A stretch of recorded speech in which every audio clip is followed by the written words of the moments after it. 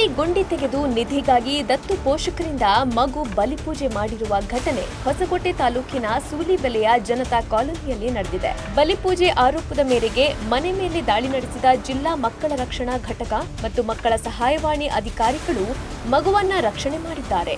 8 ತಿಂಗಳ ಗಂಡು ಮಗುವನ್ನ ವಶಕ್ಕೆ ಪಡೆದ ಜಿಲ್ಲಾ ಮಕ್ಕಳ ರಕ್ಷಣಾ ಘಟಕದ ಅಧಿಕಾರಿಗಳು ಸೈಯದ್ ಇಮ್ರಾನ್ ಎಂಬುವವರ ಮನೆಯಲ್ಲಿ ನಿಧಿಗಾಗಿ ಮಗು ಬಲಿಪೂಜೆ ಮಾಡ್ತಿದ್ರು ಎನ್ನಲಾಗಿದೆ.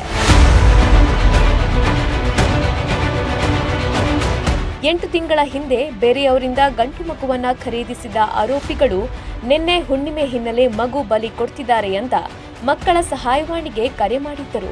ಸಹಾಯವಾಣಿಗೆ ಬಂದ ಕರೆ ಮೇರೆಗೆ ದಾಳಿ ನಡೆಸಿ ಮನೆಯಲ್ಲಿ ಪರಿಶೀಲನೆ ನಡೆಸಿದ್ದ ವೇಳೆ ಮನೆಯ ಕೋಣೆಯಲ್ಲಿ ಗುಂಡಿ ತೆಗೆದು ಪೂಜೆ ಮಾಡಿರುವುದು ಪತ್ತೆಯಾಗಿದೆ.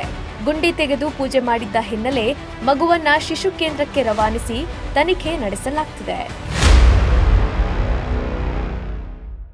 ಲೇಟೆಸ್ಟ್ ಹಾಗೂ ಇಂಟ್ರೆಸ್ಟಿಂಗ್ ಸುದ್ದಿಗಳಿಗಾಗಿ ಬಾಸ್ ಟಿವಿ ಕನ್ನಡ ಚಾನೆಲ್ನ ಸಬ್ಸ್ಕ್ರೈಬ್ ಮಾಡಿ.